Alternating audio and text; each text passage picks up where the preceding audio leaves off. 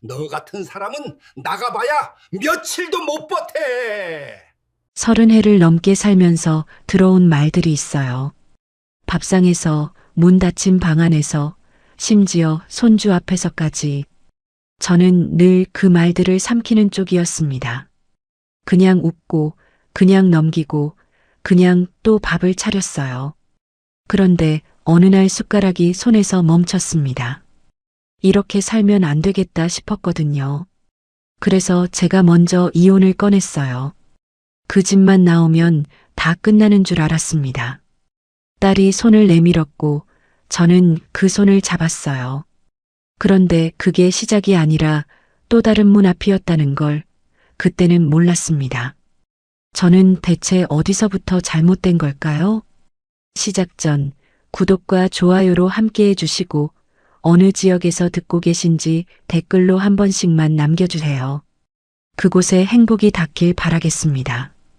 그날도 저녁 식탁은 여느 때와 다르지 않았어요. 서영이 우진 씨랑 하람이를 데리고 온다고 했을 때 저는 아침부터 장을 봤습니다. 냉장고에 뭐가 있는지 확인하고 모자란 것들을 채우고 미역국은 멸치 육수부터 따로 내서 끓였어요. 잡채도 당면을 미리 불려서 볶았습니다. 생선은 고등어를 샀는데 굵기를 한참 보다가 골랐어요. 하람이가 생선 가시를 무서워하니까 살이 잘 발라지는 걸로요. 누가 시킨 일이 아니에요. 제가 그냥 그렇게 해왔습니다. 30해가 넘는 동안 그렇게 해왔어요. 딸이 오는 날엔 더 했고 손주가 오는 날엔 또 더 했습니다. 그게 제 방식이었거든요. 말로 표현하는 것보다 밥상으로 표현하는 게 더 익숙한 사람이어서요.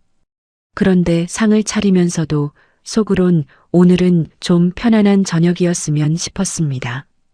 그냥 조용히 밥 먹고 하람이 웃는 거 보고 그렇게 끝났으면 했어요. 하람이가 현관에서 신발을 벗기도 전에 할머니 하고 달려들었습니다. 그 작은 몸이 제 허리에 부딪히는 순간만큼은 진짜 따뜻했어요. 머리 냄새를 맡으면서 잠깐 눈을 감았습니다. 우진 씨는 어머님 수고하셨어요 하고 형식처럼 인사를 했고 서영이는 부엌을 들여다보며 엄마 이렇게까지 안 해도 됐는데 라고 했어요.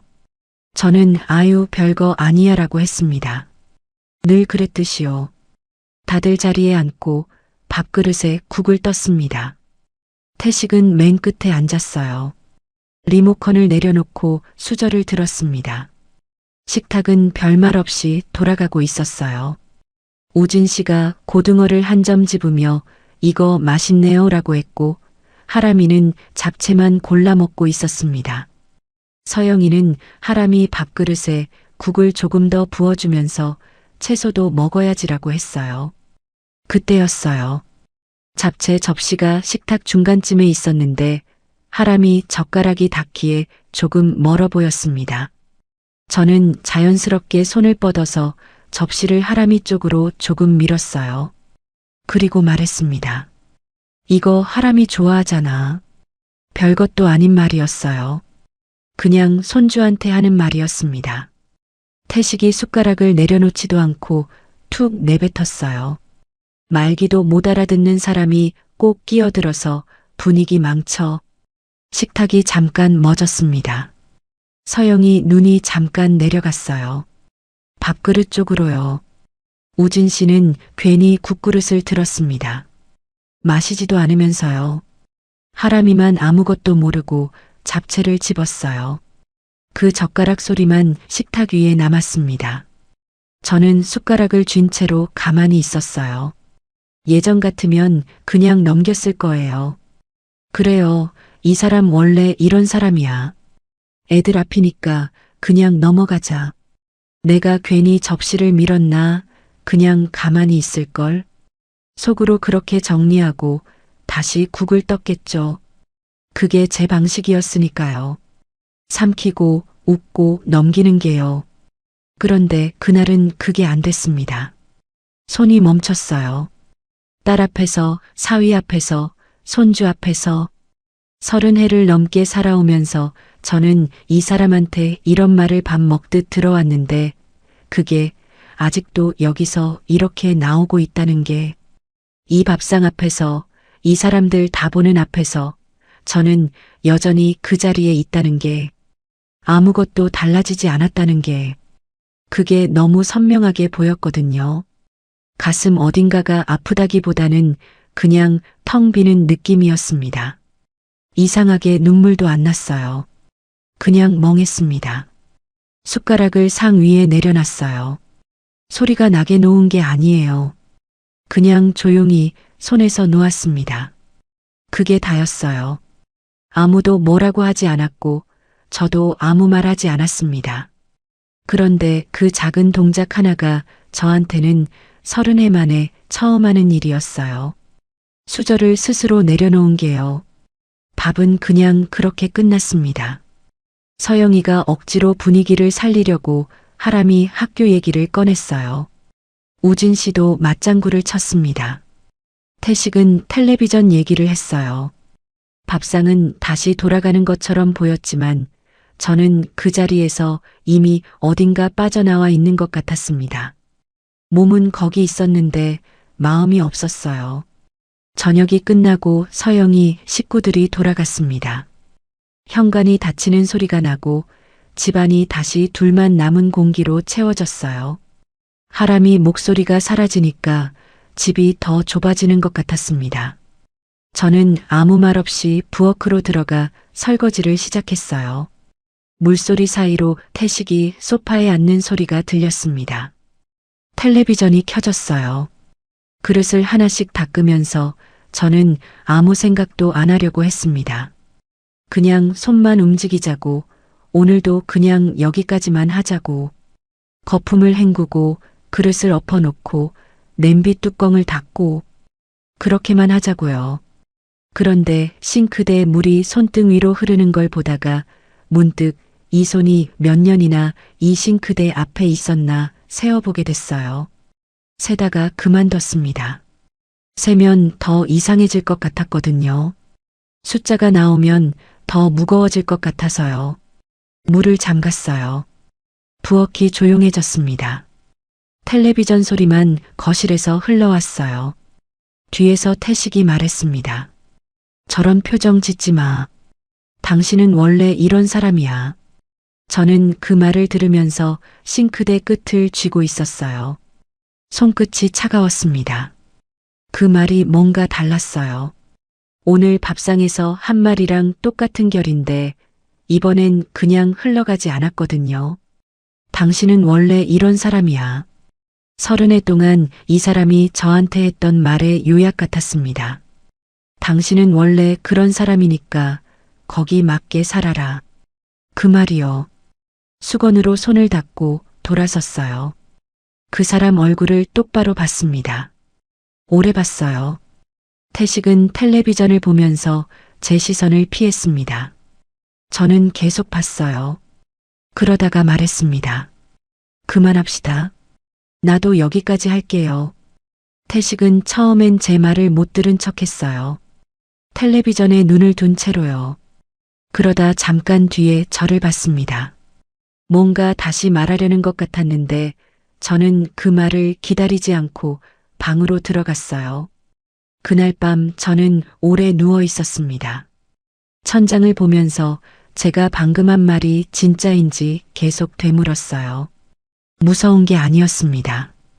이상하게 무섭지가 않았거든요. 오히려 이상할 만큼 조용했어요. 머릿속이요. 그냥 한 가지만 생각했습니다.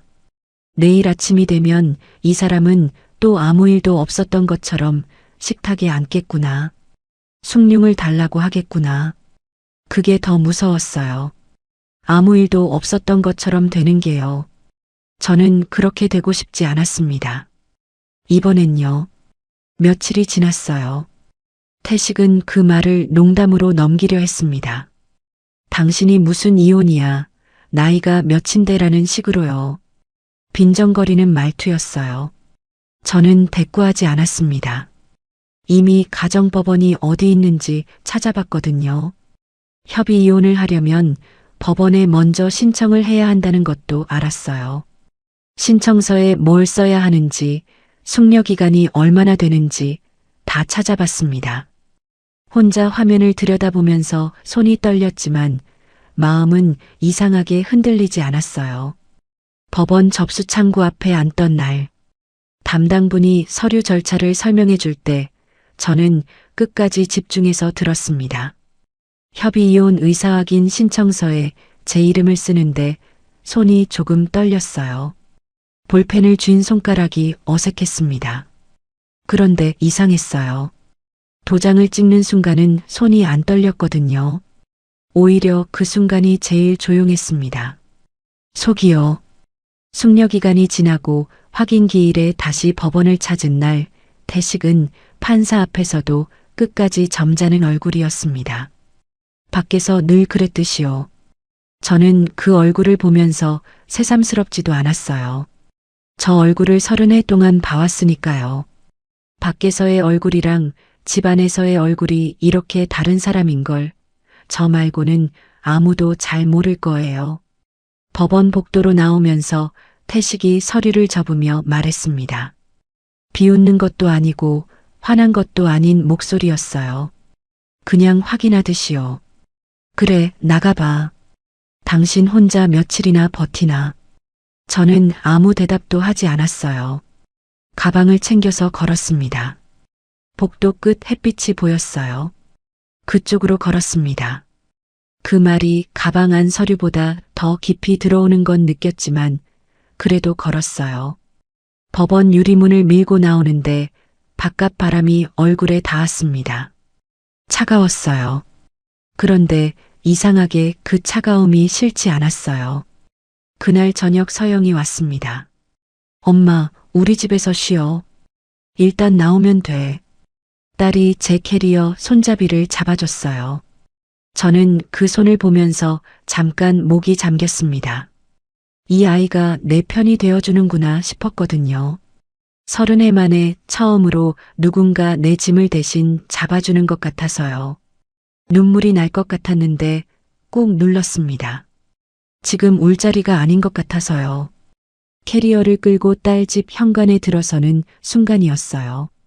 신발을 벗고 고개를 드는데 작은 방 문 앞에 접이식 행거 하나가 세워져 있었습니다. 옷걸이가 비어 있었어요. 제가 올 걸 알고 미리 준비한 것 같았는데 그게 왜인지 반갑지가 않았습니다. 따뜻하지 않았어요. 잠깐 두는 자리처럼 보였거든요. 그 행거 하나가 그렇게 보였습니다. 쉬러 오는 엄마 방이 아니라 짐을 잠깐 걸어두는 공간처럼요. 제가 너무 예민한 건지도 모른다고 생각했어요. 그냥 들어가자고, 일단 들어가자고. 그런데 발이 잠깐 멈칫했습니다. 그 멈칫함이 뭔지 저는 그날 밤엔 아직 몰랐어요. 작은 방 문을 열었을 때 저는 잠깐 그 자리에 서 있었습니다. 방은 좁았어요.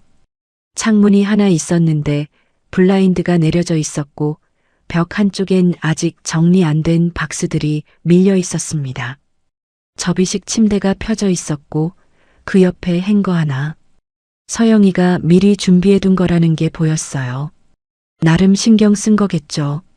그런데 저는 캐리어를 끌고 들어가서 한가운데 세워두고 한동안 열지 않았습니다.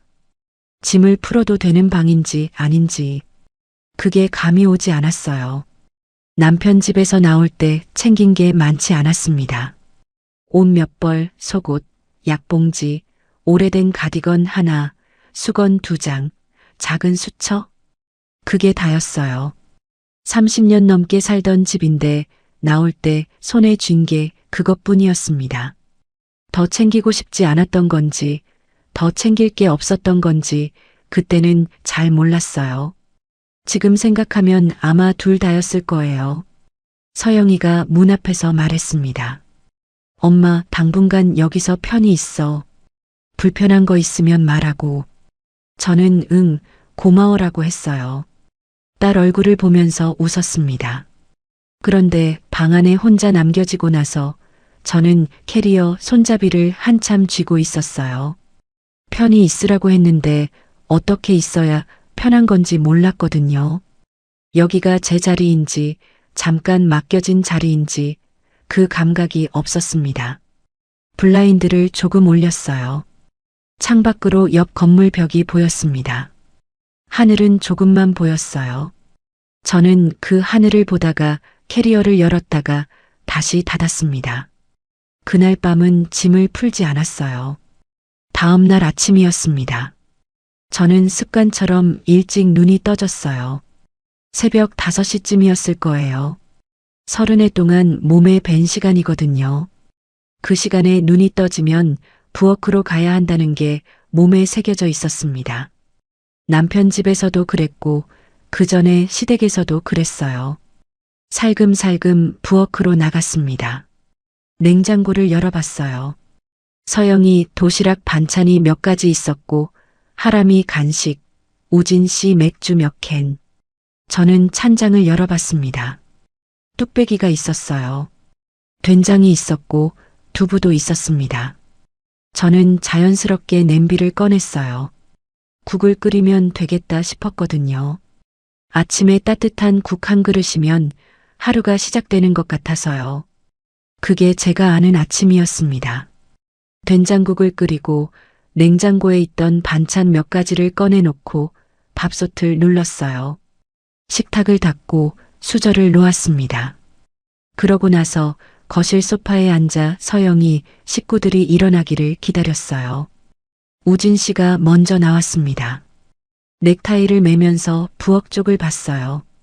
식탁 위에 차려진 걸 보더니 잠깐 멈칫했습니다. 그러고는 저를 보며 말했어요. 어머님, 저희는 아침 이렇게 안 드셔도 돼요. 부담 갖지 마세요. 말은 정중했습니다. 목소리도 낮고 조심스러웠어요. 그런데 저는 그 말을 듣는 순간 손이 괜히 멈췄어요. 반찬 뚜껑을 막 열려던 참이었는데요. 부담 갖지 마세요. 그 말이 고맙다는 말인지 하지 말라는 말인지 순간 헷갈렸거든요. 서영이가 나오면서 식탁을 보더니 말했어요. 엄마, 어제 피곤했을 텐데 이런 거 안 해도 됐는데. 저는 아유, 그냥 손에 익어서라고 했습니다. 웃으면서요. 그런데 그 웃음이 조금 억지였어요. 내 손이 익은 게 맞는데 그 익은 손이 여기선 환영받는 손인지 아닌지 모르겠는 거였거든요. 하람이는 뭣도 모르고 잘 먹었습니다. 된장국 맛있다 그랬어요. 그 한마디가 그날 아침에 제일 편안한 말이었습니다. 우진 씨는 출근하면서 반도 못 먹고 나갔고 서영이도 도시락 싸느라 바빴어요. 식탁은 제가 거의 혼자 치웠습니다. 그릇을 씻으면서 저는 생각했어요. 내가 잘못한 건지 아니면 그냥 이 집은 아침을 이렇게 안 먹는 건지 뭐가 맞는 건지 몰랐습니다. 낮 시간은 길었어요. 서영이도 우진 씨도 출근하고 하람이도 학교에 가고 나면 집안이 조용해졌습니다. 저는 작은 방에 들어가 앉았다가 거실로 나왔다가 다시 들어갔다가를 반복했어요. 텔레비전을 틀었다가 껐습니다.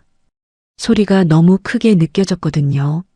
남의 집 거실에서 혼자 텔레비전 보는 게 이상한 것 같아서요. 아, 여기가 남의 집이 아닌데. 딸네 집인데. 그런데 그게 자꾸 남의 집처럼 느껴졌습니다. 냉장고를 열었다가 닫았어요. 뭔가 꺼내 먹으려다가 망설여졌습니다. 여기 있는 게 다 서영이 식구들 거잖아요. 제가 맘대로 꺼내도 되는 건지. 그 망설임이 우습기도 하고 서럽기도 했어요. 딸네 집인데 냉장고 하나 맘대로 못 여는 사람이 된 것 같아서요. 저는 결국 물 한 잔만 마셨습니다. 저녁 무렵이었어요. 하람이 하원을 서영이가 시킨 게 아니었어요. 제가 먼저 나가겠다고 했습니다. 몸이 가만히 있는 게 더 힘들었거든요. 학교 앞에서 하람이를 데려왔고 간식을 꺼내줬어요. 하람이 숙제를 같이 들여다봤습니다. 하람이가 받아쓰기 틀린 걸 다시 써야 한다고 해서 옆에 앉아서 봐줬어요. 그러다 보니 저녁이 됐고 저는 자연스럽게 밥을 지었습니다. 냉장고에 있는 재료로 찌개를 끓이고 계란말이를 했어요. 서영이가 퇴근하고 들어오다가 부엌을 보며 웃었습니다. 엄마가 있으니까 집이 좀 돌아가네. 저는 따라 웃었어요. 그런데 그 말이 오래 남았습니다. 쉬러 온 사람한테 하는 말이 아닌 것 같았거든요. 집이 돌아간다는 게 내가 돌려주고 있다는 말이잖아요. 쉬러 들어온 사람인지 비는 시간을 메우는 사람인지 처음 헷갈렸습니다. 그게 서운하다기보다는 좀 낯설었어요. 딸이 나쁜 마음으로 한 말이 아닌 거 알았으니까요. 그냥 솔직하게 나온 말이었을 거예요. 그런데 그 솔직함이 저를 어떤 자리에 놓는지 딸은 몰랐을 거예요. 식사를 마치고 설거지를 하는데 서영이가 옆에 와서 행주를 들었습니다. 엄마, 내가 할게. 아유, 괜찮아. 이거 얼마 안 돼. 엄마 힘들잖아. 안 힘들어. 그렇게 했어요. 결국 제가 다 했습니다. 서영이는 하람이 씻기러 들어갔고요. 저는 설거지를 마치고 행주를 걸면서 이게 내가 이 집에서 편하게 있는 건가 싶었습니다.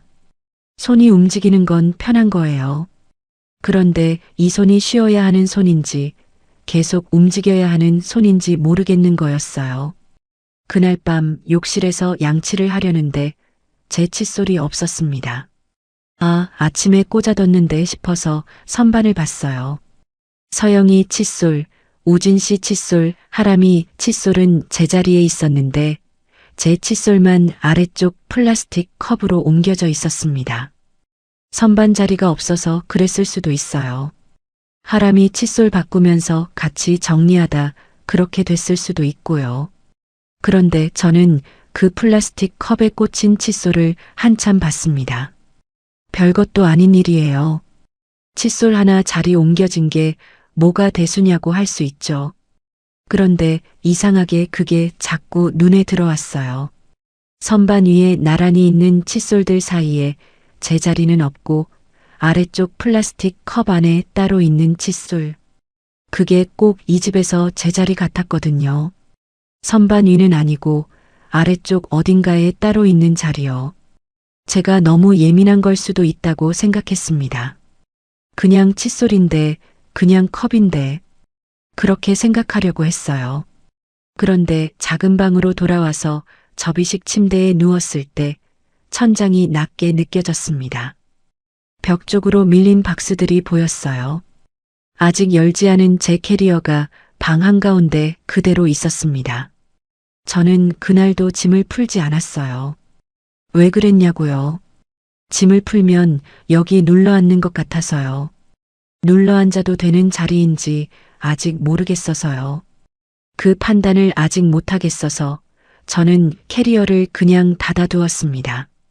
이 집에서 제 자리가 어딘지 아직 몰랐거든요. 하루만 부탁한다던 말이었어요. 하람이 하원이요. 서영이가 회의가 길어질 것 같다며 문자를 보내왔습니다. 딱 오늘 하루만 학교 앞에서 데려다가 간식만 챙겨주면 된다고요. 저는 당연하지 하고 나갔어요. 손주 보는 게 싫지 않았거든요. 하람이가 할머니 하고 달려오는 거 그게 그때 제일 반가운 순간이었으니까요. 그런데 그 하루가 이틀이 됐습니다. 이틀이 사흘이 됐어요. 사흘이 지나고 나서는 따로 부탁한다는 말도 없었습니다. 그냥 제가 나가는 게 됐어요. 서영이가 바쁘다는 걸 알고 우진 씨도 퇴근이 늦는다는 걸 알고 그러면 제가 나가야지 싶어서요. 누가 시킨 게 아니에요. 그런데 하지 않으면 그 집 하루가 비는 구조가 됐습니다. 어느 순간부터 그렇게 돼 있었어요. 학교 앞에 서 있으면 다른 할머니들도 많이 나와 계셨어요. 손주 기다리면서 335 얘기를 나누시더라고요. 저는 그 사이에 서서 하람이 나오는 교문을 바라봤습니다. 하람이가 나오면 가방을 받아들고 손을 잡고 근처 분식집에서 떡볶이를 사줬어요. 하람이가 좋아하거든요. 그 시간만큼은 좋았습니다. 진짜로요. 그런데 집에 돌아오면 또 손이 움직였어요. 간식 그릇을 치우고 하람이 숙제를 봐주고 세탁기가 다 돌아가면 빨래를 꺼내서 널고 저녁 준비를 했습니다. 누가 해달라고 한 게 아니에요. 몸이 먼저 움직였어요. 30해 동안 몸에 새겨진 거라 그게 그냥 나왔습니다. 가만히 있으면 오히려 더 어색했거든요. 그런데 어느 날부터인가 이게 내가 쉬러 온 건지 일하러 온 건지 헷갈리기 시작했습니다. 냉장고를 열면서 그걸 처음 느꼈어요. 서영이네 냉장고는 정돈이 잘 돼 있었습니다. 서영이 도시락 반찬은 안쪽 칸에 가지런했고 우진 씨 맥주는 아래 서랍에 줄 맞춰 있었어요. 하람이 간식은 눈높이 칸에 딱 나오게 놓여 있었습니다. 다들 자기 자리가 있었어요. 그런데 제가 가져온 김치통은 문 쪽 아래 칸에 밀려 있었습니다. 처음엔 자리가 없어서 거기 뒀겠지 했어요. 그런데 며칠이 지나도 그 자리였어요. 누가 치운 것도 아니고 그냥 거기 있었습니다. 냉장고 문을 닫으면 제일 먼저 닫히는 자리예요. 열면 제일 나중에 보이는 자리이기도 하고요. 컵도 그랬어요. 처음 며칠은 찬장 유리컵을 썼습니다. 그런데 어느 날 보니까 제가 쓰던 유리컵 자리에 하람이 새 컵이 들어와 있었고 저는 자연스럽게 싱크대 한쪽에 놓인 플라스틱 컵을 쓰게 됐어요. 누가 바꾼 게 아니에요. 그냥 그렇게 됐습니다. 그렇게 되는데 아무도 뭐라 하지 않았어요. 저도 뭐라 하지 않았고요. 칫솔은 이미 그랬고 자기 물건 하나 둘 자리가 없다는 걸 저는 이런 데서 먼저 깨달았습니다. 대놓고 치워진 게 아니라서 더 이상했어요. 소리 없이 밀려나는 거였거든요. 그게 티가 안 나서 더 오래 걸렸습니다. 아, 내가 지금 밀려나고 있구나 라는 걸 알아채는데요. 그날 저녁이었어요. 하람이가 숙제를 다 하고 나서 거실에 뒹굴고 있었습니다. 저는 옆에서 뜨개질을 하고 있었어요. 하람이가 천장을 보다가 갑자기 물었습니다. 아무 생각 없는 목소리였어요. 할머니는 우리 집에서 언제까지 자? 저는 뜨개 바늘을 쥔 채로 잠깐 멈췄습니다. 하람이는 그냥 궁금해서 물어본 거예요. 나쁜 마음이 있을 나이가 아니잖아요. 8살짜리가 그냥 물어본 거예요. 그런데 그 말이 어른들 말보다 더 깊이 들어왔습니다. 어른들은 돌려서 말하거나 아예 말을 안 하는데 하람이는 그냥 바로 물어봤거든요. 할머니는 언제까지 자? 그 말이요. 저는 웃으면서 말했습니다. 조금만. 하람이는 응하고는 다시 천장을 봤어요. 그게 끝이었습니다. 하람이한테는 그냥 지나간 대화였을 거예요. 그런데 저는 방으로 들어와서 캐리어 손잡이를 한참 만지고 있었습니다. 아직 짐을 다 풀지 않은 이유를 이제는 자신도 알 것 같았거든요. 짐을 풀면 눌러앉는 것 같아서가 아니었어요. 눌러앉아도 되는 자리인지 모르겠어서가 아니었습니다. 짐을 풀기엔 이 방이 아직 제 방이 아닌 것 같아서였어요. 짐을 풀어봐야 자리가 생기는 게 아닌 것 같아서요. 자리가 있어야 짐을 푸는 건데 저는 아직 자리가 없었습니다. 남편 집에서는요. 30해 넘게 살았어도 늘 제 자리는 부엌이었어요. 밥상 앞, 싱크대 앞, 그게 제 자리였습니다. 그 집에서 거실 소파에 먼저 앉아본 적이 없어요. 텔레비전 채널을 제가 먼저 돌려본 적도 없고요. 그 집에서 저는 늘 뭔가를 하는 사람이었지, 있는 사람이 아니었습니다. 그런데 딸 집에서도 그렇게 되고 있었어요. 밥을 짓고 하람이를 데려오고 빨래를 널고 설거지를 했습니다. 몸이 바쁘면 생각이 덜하거든요. 그게 편해서 움직인 면도 있었어요. 그런데 저녁에 혼자 작은 방에 들어오면 허리가 아팠습니다. 무릎도 뻐근했어요. 쉬러 온 사람 몸이 아니었어요. 그러던 날 새벽이었습니다. 물을 마시러 나왔어요. 불을 켜지 않고 냉장고 문을 열었는데 차가운 빛이 거실로 새어나왔습니다. 물병을 꺼내서 컵에 따르는데 거실 쪽에서 우진 씨 목소리가 들렸어요. 작은 소리였지만 새벽이라 선명하게 들렸습니다. 서영이 방 쪽에서 나오는 소리였어요. 저는 그 자리에서 멈췄습니다. 사위가 말했어요. 장기적으로는 안 되지. 고시원이라도 알아봐야 하는 거 아니야? 물컵을 든 손이 그대로 멈췄습니다. 심장이 한 박자 늦게 뛰는 것 같았어요. 귀가 잘못 들은 건가 싶었습니다. 그런데 아니었어요. 분명하게 들렸거든요. 고시원이라도 알아봐야 하는 거 아니야. 그 말이요. 서영이 대답은 들리지 않았어요. 아니면 너무 작아서 못 들었거나요. 저는 물을 마시지 않았습니다. 컵을 싱크대에 내려놓고 작은 방으로 돌아왔어요. 불도 켜지 않고 접이식 침대에 앉았습니다. 어둠 속에서 무릎 위에 손을 올려놓고 가만히 있었어요. 고시원. 그 단어가 자꾸 머릿속에서 돌았습니다. 우진 씨가 나쁜 사람이라서 한 말이 아닌 거 알아요. 솔직히 틀린 말도 아니고요. 이 집이 좁은 건 맞고 제가 오래 있는 게 부담인 것도 맞습니다. 우진 씨 입장에서는 당연히 할 수 있는 말이에요. 그런데 그걸 알면서도 그 단어가 박혔어요. 고시원. 그게 저한테 남은 자리라는 말처럼 들렸거든요. 남편이 법원 복도에서 했던 말이 다시 떠올랐습니다. 당신 혼자 며칠이나 버티나. 그때는 그 말이 틀렸다고 생각했어요. 내가 해낼 수 있다고 생각했습니다. 그런데 지금 이 새벽 딸 집 작은 방 어둠 속에 혼자 앉아서 그 말이 맞는 것처럼 느껴졌습니다. 아직 며칠밖에 안 됐는데 벌써 이러고 있는 게요. 목이 잠겼어요. 눈물이 나오려는 게 느껴졌는데 꾹 눌렀습니다. 울면 안 될 것 같았어요. 이유는 잘 모르겠는데 여기서 울면 안 된다 싶었습니다. 이 집에서 내가 울면 더 짐이 되는 것 같아서요. 창문 블라인드 사이로 가로등 빛이 조금 들어왔어요. 저는 그 빛을 보면서 한참 앉아 있었습니다. 무릎 위에 올린 손이 차가워졌어요. 남편 집에서 사람 취급을 못 받았습니다. 딸 집에서는 식구 취급을 못 받고 있었어요. 그러면 저는 어디서 사람으로 있을 수 있는 건지 그 새벽에는 정말 몰랐습니다. 아직 열지 못한 캐리어가 어둠 속에서 그대로 있었어요.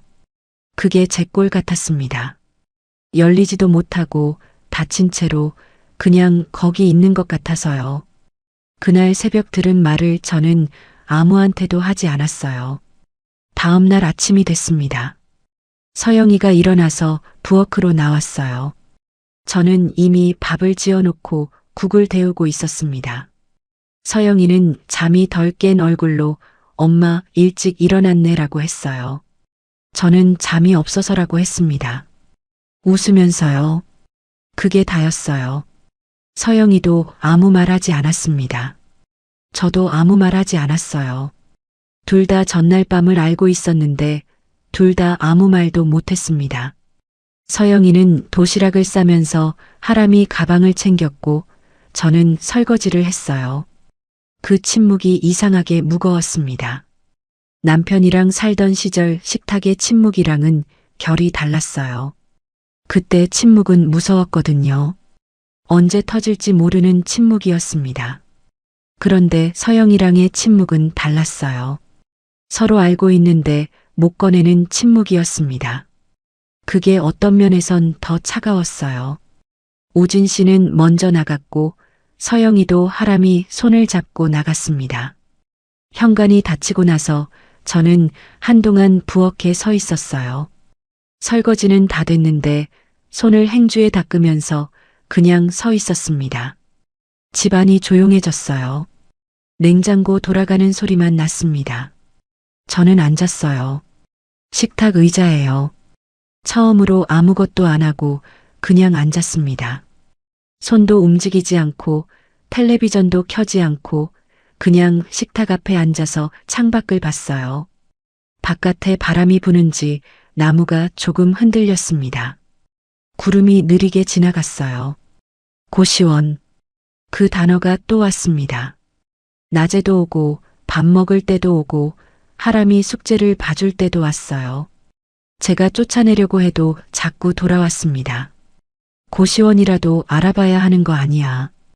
우진 씨 목소리로요. 나쁜 말이 아닌 거 알아요. 현실적인 말인 거 알고요. 그런데 그게 왜 이렇게 박히냐면 제가 그 말을 어디서 들어봤기 때문이에요. 비슷한 결의 말을요. 당신 혼자 며칠이나 버티나. 태식이 법원 복도에서 했던 말이에요. 나가봐야 못 버틴다는 말이었죠. 그때 저는 그 말이 틀렸다고 생각했습니다. 내가 해낼 수 있다고, 나가면 달라진다고 생각했어요. 그런데 지금 저는 딸 집 작은 방에 있고 사위는 고시원을 얘기하고 있어요. 태식이 말이 맞아 들어가는 것 같았습니다. 그 사람 말대로 되고 있는 것 같아서 그게 제일 싫었어요. 그 사람한테 지는 것 같아서요. 하람이 하원을 나갔습니다. 학교 앞에서 하람이를 기다리는데 옆에 계신 할머니가 말을 걸었어요. 어디 사냐고, 손주가 몇 학년이냐고. 저는 웃으면서 대답했습니다. 딸네 집에 잠깐 있다고 했어요. 그 할머니는 좋겠다. 딸이랑 같이 살면 든든하지라고 했습니다. 저는 그렇죠라고 했어요. 더 말하지 않았습니다. 하람이가 나왔어요. 달려오면서 할머니 했습니다. 저는 가방을 받아들고 손을 잡았어요. 하람이 손이 따뜻했습니다. 작고 따뜻한 손이요. 저는 그 손을 잡고 걸으면서 속으로 생각했어요. 이 손만큼은 진짜구나. 이 용기만큼은 아무도 가져갈 수 없구나. 집에 돌아와서 간식을 차려주고 하람이 숙제를 받습니다. 하람이가 받아쓰기를 틀렸는데 자꾸 딴짓을 했어요. 저는 옆에 앉아서 집중해야지라고 했습니다. 하람이가 삐죽거리면서 연필을 들었어요. 그 모습이 웃겼습니다. 잠깐이었지만 웃었어요. 저녁이 됐어요. 서영이가 퇴근하고 들어왔습니다. 우진 씨도 들어왔어요. 저녁을 먹었고 하람이가 씻으러 들어갔습니다. 평범한 저녁이었어요. 아무 일도 없는 것처럼 돌아갔습니다. 그런데 밥을 먹으면서 저는 우진 씨를 자꾸 봤어요. 우진 씨는 아무것도 모르는 얼굴이었습니다. 평소랑 똑같았어요. 밥을 먹고 서영이한테 오늘 어땠냐고 물어보고 하람이한테 학교 얘기 들으면서요. 저한테도 어머님, 오늘 하람이 잘 있었어요? 하고 물어봤습니다. 목소리가 다정했어요. 나쁜 사람이 아니에요. 정말로요. 그냥 자기 집이 있는 사람인 거예요. 자기 식구가 있는 사람이요. 저는 그 사람한테 식구가 아니었습니다. 그게 그날 저녁 밥상에서 제일 선명하게 보였어요. 밥을 먹고 나서 서영이가 하람이 재우러 들어갔습니다. 우진 씨는 거실 소파에 앉았어요. 저는 설거지를 했습니다. 물소리 사이로 텔레비전 소리가 들렸어요. 그릇을 닦으면서 저는 오늘 밤을 넘기면 어떻게 하나 생각했습니다. 내일은 또 어떻게 하나? 모레는요? 그 다음은요?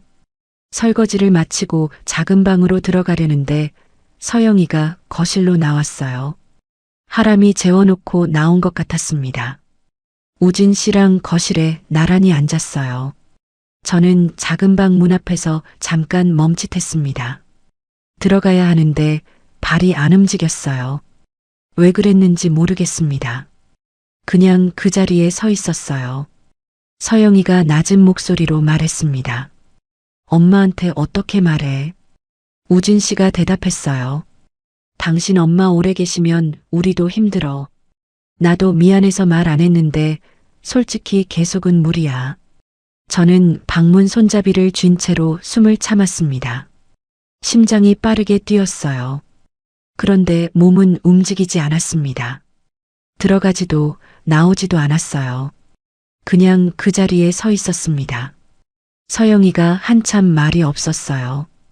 그러다가 작게 답했습니다. 나도 알아. 근데 바로 어떻게 해? 그 말이 끝나고 거실이 조용해졌어요. 텔레비전 소리만 작게 났습니다. 저는 그제야 방문을 열고 들어왔어요. 불을 켜지 않았습니다. 어둠 속에서 접이식 침대 끝에 앉았어요. 등을 구부리고 무릎 위에 손을 올려놓았습니다. 나도 알아. 근데 바로 어떻게 해? 그 말이 자꾸 돌았어요. 서영이가 나쁜 말을 한 게 아니에요. 오히려 그게 더 마음이 아팠습니다. 딸도 알고 있었던 거잖아요. 어떻게 해야 하는지 알면서도 바로 못하겠다는 거잖아요. 그러면 저는 그 사이에서 뭔가요? 딸이 어떻게 해야 할지 고민하는 문제인 거잖아요. 제가요. 그 순간 또 태식이 목소리가 귀에 들어왔습니다. 당신 혼자 며칠이나 버티나. 이번엔 선명했어요.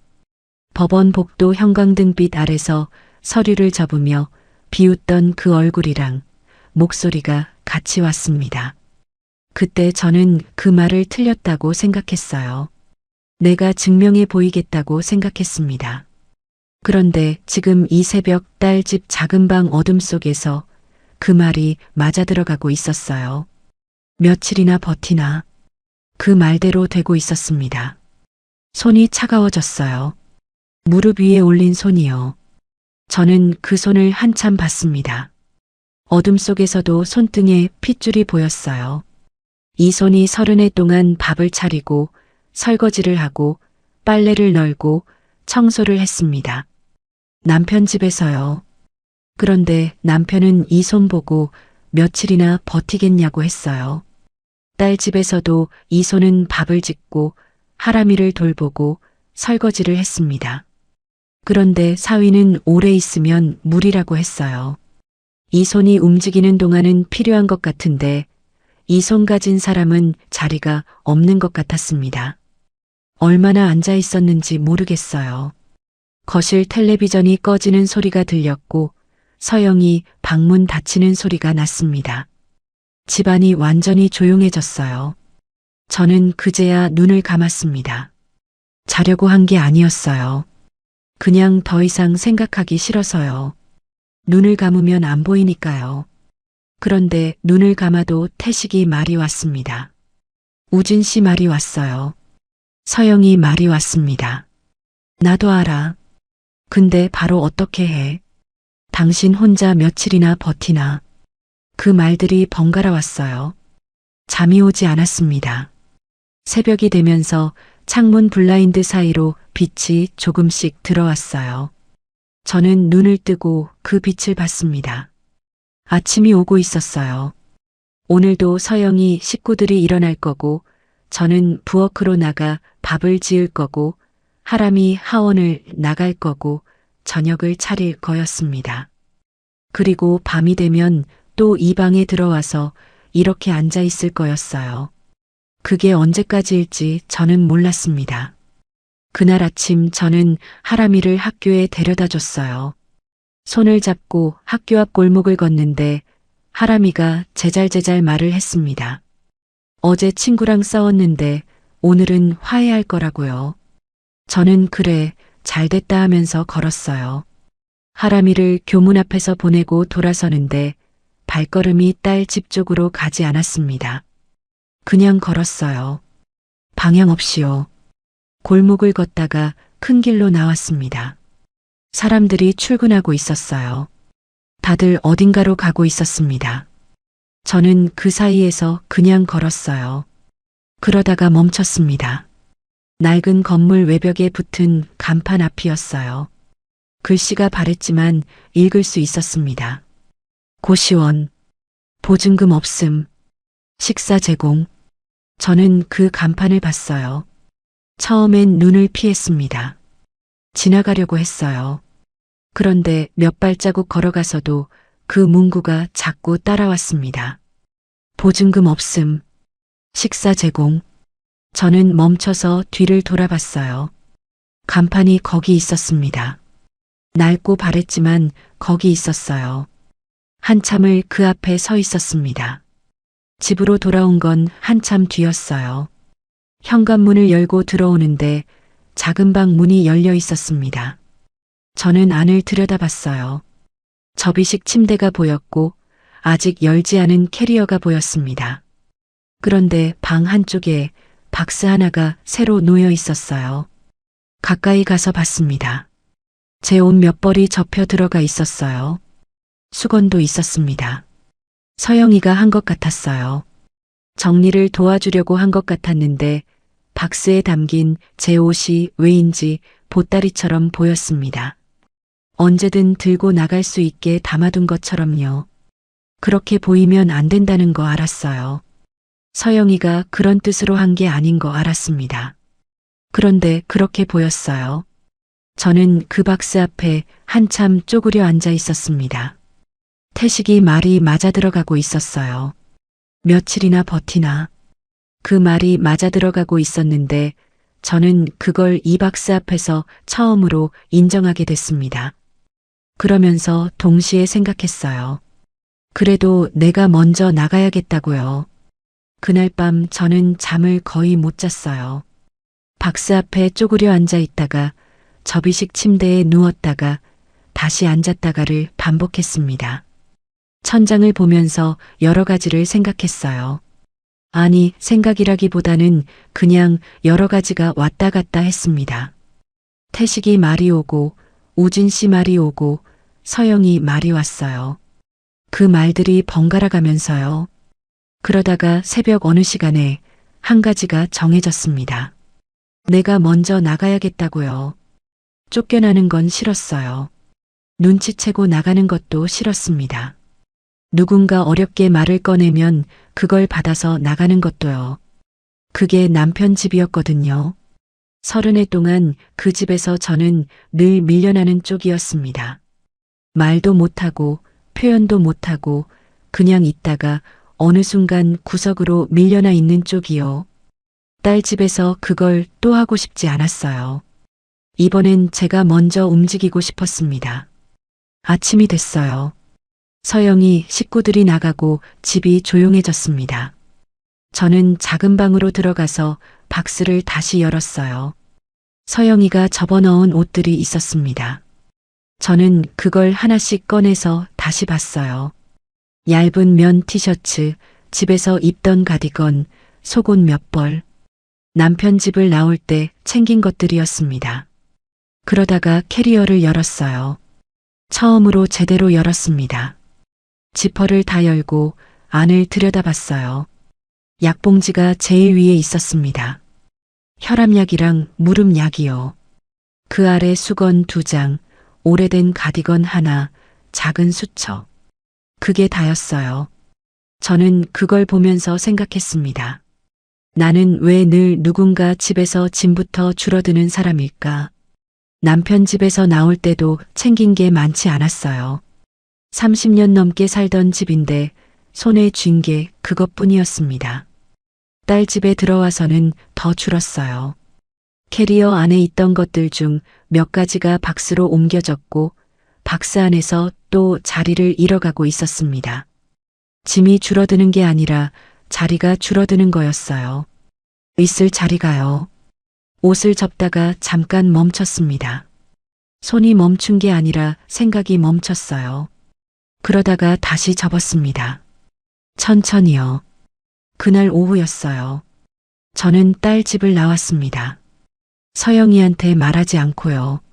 잠깐 나간다고만 했어요. 골목으로 나와서 큰 길을 걸었습니다. 어제 발걸음이 멈췄던 그 간판 앞으로 다시 갔어요. 낮에 보니까 건물이 더 낡아 보였습니다. 외벽이 군데군데 떨어져 있었고 유리문이 좀 흐렸어요. 그런데 간판은 그대로였습니다. 고시원, 보증금 없음, 식사 제공. 유리문을 밀고 들어갔어요. 관리인 아주머니가 나왔습니다. 나이가 지긋한 분이었어요. 저를 위아래로 보더니 방 보러 오셨어요? 했습니다. 저는 네라고 했어요. 목소리가 생각보다 떨리지 않았습니다. 방을 봤어요. 복도가 좁았습니다. 양쪽으로 방문들이 있었어요. 관리인 아주머니가 맨 끝 방문을 열었습니다. 저는 안을 들여다봤어요. 손바닥만 한 창문이 하나 있었습니다. 벽에 붙은 침대 하나, 그 옆에 작은 선반 하나, 옷을 걸 수 있는 문 몇 개. 그게 전부였어요. 방이라기보다 칸이라고 해야 맞을 것 같았습니다. 두 팔을 벌리면 양쪽 벽에 닿을 것 같았어요. 관리인 아주머니가 밥 시간을 알려줬습니다. 아침 7시, 저녁 6시. 공동주방은 복도 끝에 있다고 했어요. 세탁기는 지하에 있고 이용 시간이 정해져 있다고도 했습니다. 저는 끝까지 들었어요. 복도로 나오는데 된장국 냄새가 났습니다. 어디선가 라면 냄새도 섞여 왔어요. 낡은 건물 냄새랑 밥 냄새랑 섞인 그 냄새가 딱히 좋다고는 할 수 없었어요. 그런데 이상했습니다. 분명 더 아래로 내려가는 것 같은데 이상하게 그 방에서 덜 초라했어요. 딸집 작은 방에 있을 때보다 오히려요. 왜 그랬냐면 여기선 아무도 언제까지 있을 거냐고 묻지 않을 것 같았거든요. 눈치 볼 사람이 없었습니다. 내가 몇 시에 일어나든 뭘 먹든 불을 언제 끄든 아무도 신경 쓰지 않을 것 같았어요. 그게 서러운 게 아니었습니다. 이상하게 그게 편했어요. 유리문을 밀고 나오면서 저는 결정했습니다. 여기로 오겠다고요. 집으로 돌아왔어요. 저녁이 됐고 서영이가 퇴근했습니다. 밥을 먹었어요. 하람이가 제잘됐고 우진 씨가 웃었습니다. 평범한 저녁이었어요. 저는 그 평범한 저녁 내내 결정을 품고 있었습니다. 아무한테도 말하지 않고요. 하람이가 자러 들어가고 우진 씨가 씻으러 들어갔습니다. 서영이랑 둘이 거실에 남았어요. 서영이가 텔레비전을 보는 척하면서 자꾸 저를 봤습니다. 뭔가 말하려는 게 보였어요. 입을 열었다 닫았다 했습니다. 저는 그걸 다 봤어요. 서영이가 어렵게 입을 떼려는 순간 제가 먼저 말했습니다. 내가 말하기 전에 내가 나갈게. 서영이가 멈췄어요. 텔레비전 소리만 났습니다. 엄마, 그런 뜻은 아니었어. 울먹이는 목소리였어요. 눈이 빨개졌습니다. 저는 그 얼굴을 봤어요. 딸이 우는 걸 보면 늘 같이 무너지는 게 저였는데 그날은 이상하게 단단했습니다. 알아. 짧게 말했어요. 그래서 더 먼저 나가려고. 서영이가 손으로 입을 막았습니다. 눈물이 나오는 걸 막으려는 것 같았어요. 저는 계속 봤습니다. 딸 얼굴을요. 엄마 미안해. 나 엄마한테 이러면 안 되는데. 저는 고개를 저었어요. 내가 잘못한 거 없어. 내 집이잖아. 그 말이 서영이한테 더 아팠던 것 같았습니다. 더 울었어요. 저는 일어섰습니다. 작은 방으로 들어갔어요. 짐을 쌌습니다. 이번엔 캐리어를 제대로 열었어요. 박스에 담겨있던 옷들을 꺼내서 개서 넣었습니다. 약봉지, 수건, 수첩, 가디건 하나씩 챙겼어요. 많지 않았습니다. 그래도 하나씩 넣으면서 저는 이게 제 것이라는 걸 확인했어요. 이 작은 것들이 제 것이라는 걸요. 서영이가 문 앞에 서 있었습니다. 엄마, 지금 당장 안 나가도 돼. 조금만 더 있어. 저는 캐리어 지퍼를 닫으면서 말했어요. 조금만이 언제까지인지 나도 모르고 너도 모르잖아. 서영이가 아무 말도 못했습니다. 짐을 다 쌌어요. 그런데 그 순간이었습니다. 서영이 눈물 때문인지 제가 챙긴 짐이 너무 없어서인지 모르겠는데 갑자기 집안이 흔들리는 것 같았어요. 흔들린다기보다는 현실이 된 것 같았습니다. 아, 내가 지금 정말 나가는 거구나. 딸 집에서요. 이 작은 방에서요. 숨을 한번 들이쉬었어요. 천천히요. 그러고는 캐리어 손잡이를 잡았습니다. 다음 날 아침이었어요. 서영이는 출근하지 않을 것 같았는데 저는 먼저 일어나서 하람이 아침을 차렸습니다. 하람이 등교 준비를 도왔어요. 하람이는 아무것도 몰랐습니다. 할머니가 오늘 나간다는 걸요. 저는 교문 앞에서 하람이를 보내면서 손을 흔들었어요. 하람이가 뒤도 안 돌아보고 뛰어들어갔습니다. 저는 그 뒷모습을 한참 봤어요. 저 작은 등이 교문 안으로 사라지는 걸요. 목이 잠겼습니다. 눈물이 나올 것 같았는데 꾹 눌렀어요. 여기서 울면 못 걷겠다 싶어서요. 돌아서서 걸었어요. 고시원 방을 계약했습니다. 관리인 아주머니가 서류를 내밀었고 저는 서명했어요. 손이 떨렸습니다. 법원에서 이혼 서류에 도장 찍을 때랑 다른 떨림이었어요. 그때는 끝내는 떨림이었다면 이번엔 시작하는 떨림이었습니다. 방에 짐을 들였어요. 캐리어를 침대 옆에 세워두고 잠깐 서 있었습니다. 방이 좁았어요. 창문이 작았고 빛이 조금밖에 안 들어왔습니다.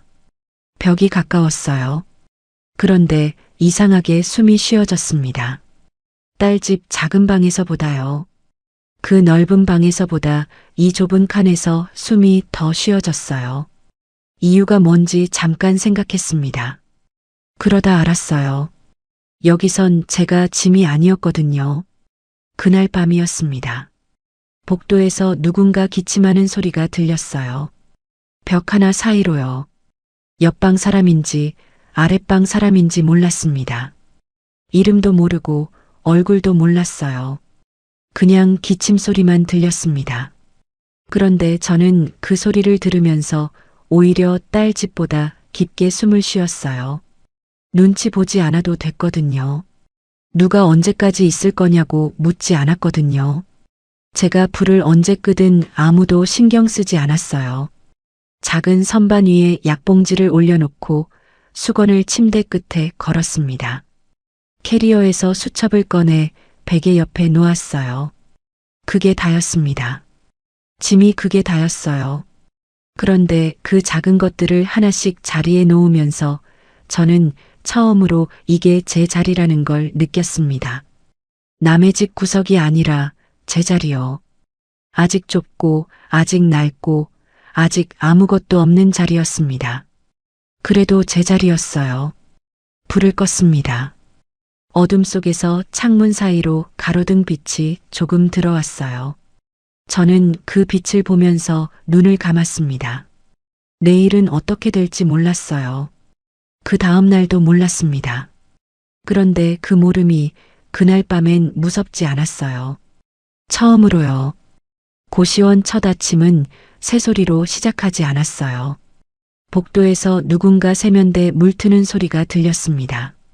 그 다음엔 문 여닫히는 소리, 슬리퍼 끄는 소리, 낯선 소리들이었어요. 30해 동안 들어온 소리들이 아니었습니다. 남편 집에서는 태식이 헛기침 소리로 아침이 시작됐어요. 딸 집에서는 하람이 뛰는 소리로 시작됐고요. 그런데 여기선 아무도 저한테 관계없는 소리들이었습니다. 저를 향한 소리가 하나도 없었어요. 그게 이상하게 편했습니다. 눈을 뜨고 천장을 봤어요. 낮은 천장이었습니다.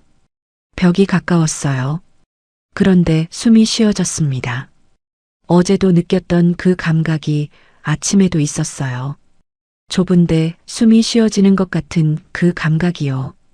일어나서 앉았습니다. 침대 끝에 걸어둔 수건을 들었어요. 세면대로 나갔습니다. 복도 세면대 앞에 서니까 거울이 있었어요. 오래된 거울이었습니다. 테두리가 녹슬어 있었고 표면이 군데군데 흐렸어요. 그 거울 앞에서 제 얼굴을 봤습니다. 오래 봤어요. 66살 얼굴이었습니다. 주름이 많았어요. 눈밑이 처져 있었고 머리카락도 많이 휘었습니다. 곱다고 할 수 없는 얼굴이었어요. 그런데 저는 그 얼굴을 보면서 이상하게 눈이 뜨거워졌습니다. 남편 집에서 거울 앞에 서면 늘 뭔가 부족한 것 같았어요. 딸 집에서는 거울 앞에 오래 서 있을 시간이 없었고요. 그런데 여기선 이 낡은 거울 앞에서 제 얼굴을 오래 볼 수 있었습니다. 세수를 했어요. 차가운 물이었습니다. 얼굴에 물을 끼얹으면서 정신이 들었어요. 방으로 돌아와서 선반 앞에 섰습니다. 어제 올려둔 것들이 있었어요. 약봉지, 빗, 수건. 딱 3가지였습니다. 저는 거기에 컵 하나를 더 올려놨어요. 관리인 아주머니한테 받은 플라스틱 컵이었습니다. 딸 집에서 쓰던 것과 똑같이 생긴 컵이었어요. 그런데 이건 달랐습니다. 누가 여기에 두라고 한 게 아니었어요. 제가 여기에 두기로 한 거였습니다. 컵을 선반 위에 놓는데 손이 잠깐 멈췄어요. 누구 허락도 없이, 누구 눈치도 보지 않고 내 물건을 내가 원하는 자리에 놓는다는 게 이런 거구나 싶었습니다. 별것도 아닌 일이에요. 컵 하나 선반 위에 올리는 일인데요. 그런데 그게 30해 동안 없었던 일이었어요. 남편 집에서 저는 늘 있던 자리에 맞췄습니다. 딸 집에서는 자리 자체가 없었고요. 눈이 뜨거워졌어요. 눈물이 나오려는 걸 느꼈는데 막지 않았습니다. 그냥 뒀어요. 좁은 방 안에서 혼자였거든요. 누구한테 보여줄 필요도 없고 누구한테 설명할 필요도 없었습니다. 그냥 제 눈물이었어요. 한참 있다가 닦았습니다. 수건으로요. 그러고는 아침을 먹으러 나갔어요. 공동식당은 복도 끝 작은 공간이었습니다. 밥솥이 하나 있었고 반찬이 2가지 나와 있었어요. 김치, 계란장 조림. 수수했습니다. 화려하지 않았어요. 그런데 저는 밥을 푸면서 이상하게 손이 편했습니다. 내가 하지 않아도 되는 밥이었거든요. 누군가 해놓은 밥을 그냥 퍼서 먹으면 됐어요. 옆에 아저씨 한 분이 앉아 계셨어요. 나이가 저보다 많아 보였습니다. 말없이 드시고 있었어요. 저도 말없이 먹었습니다. 그게 이상하지 않았어요. 어색하지도 않았고요. 그냥 각자 밥을 먹는 자리였습니다.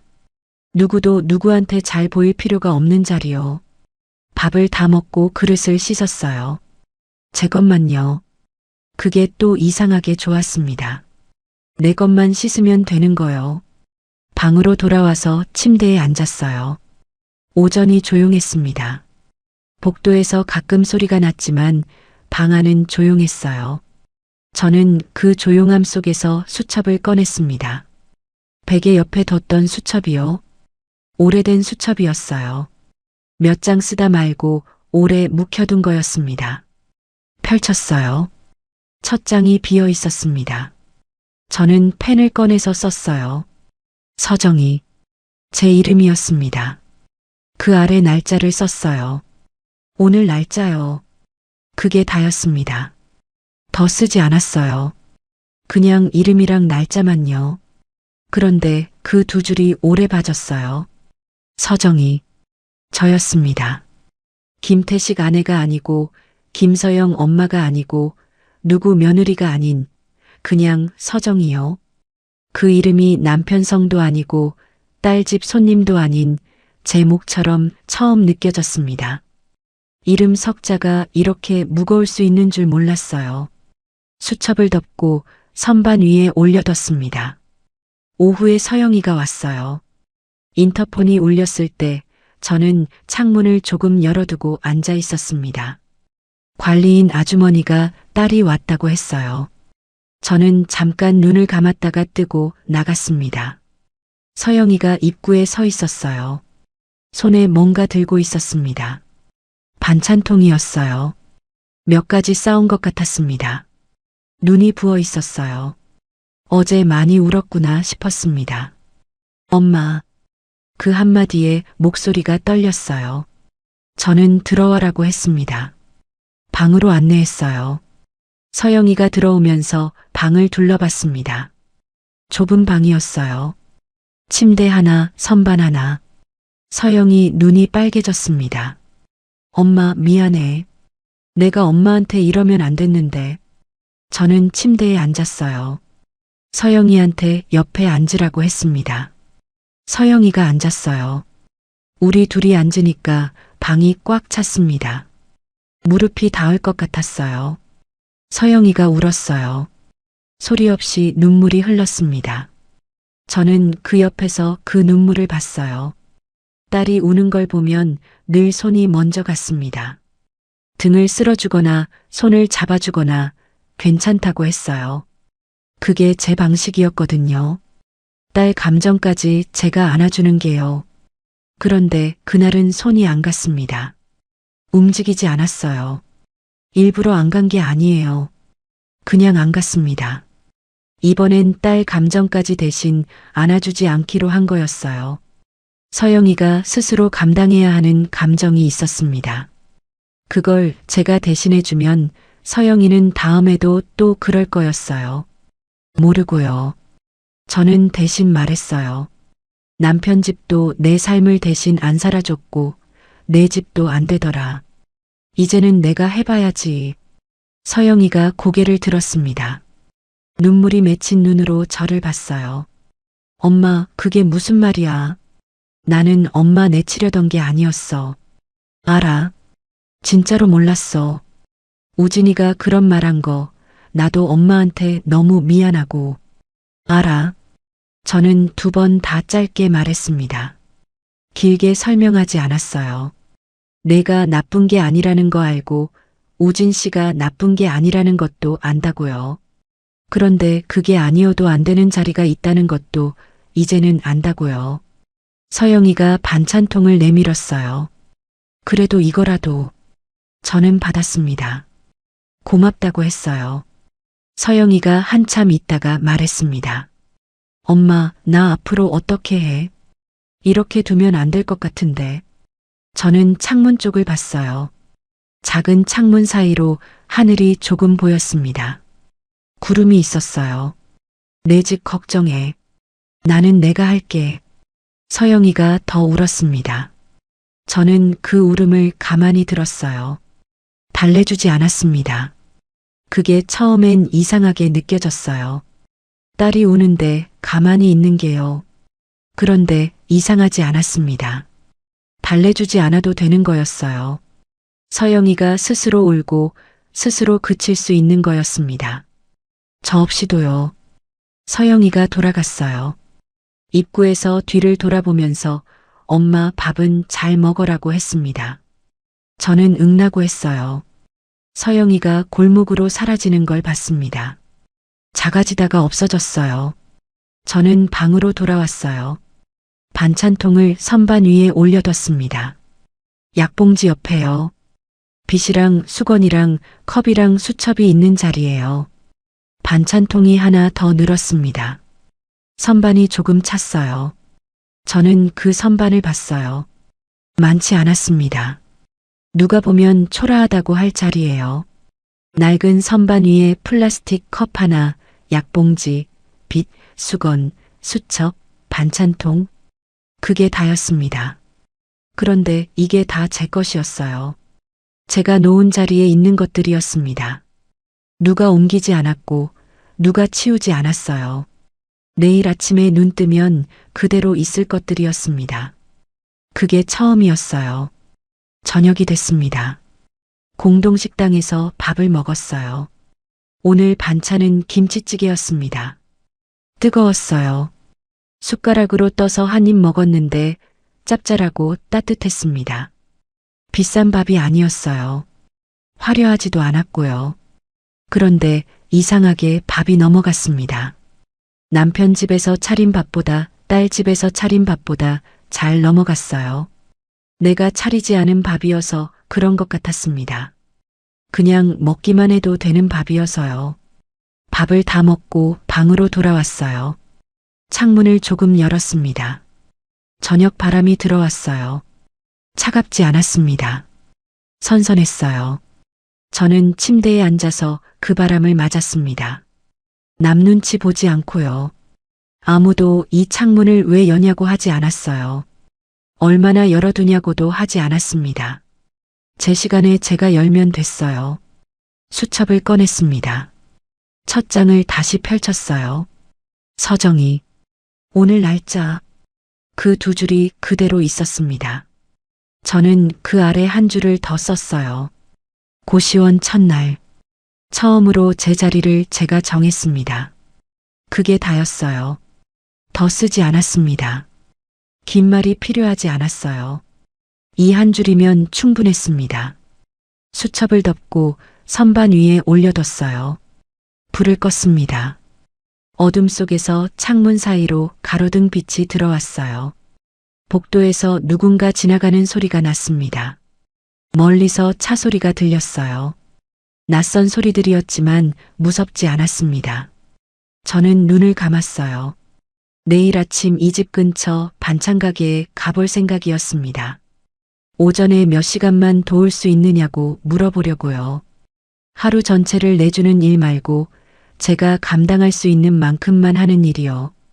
30해 동안 하루 전체를 내줬습니다. 이제는 제가 정하는 만큼만 하고 싶었어요.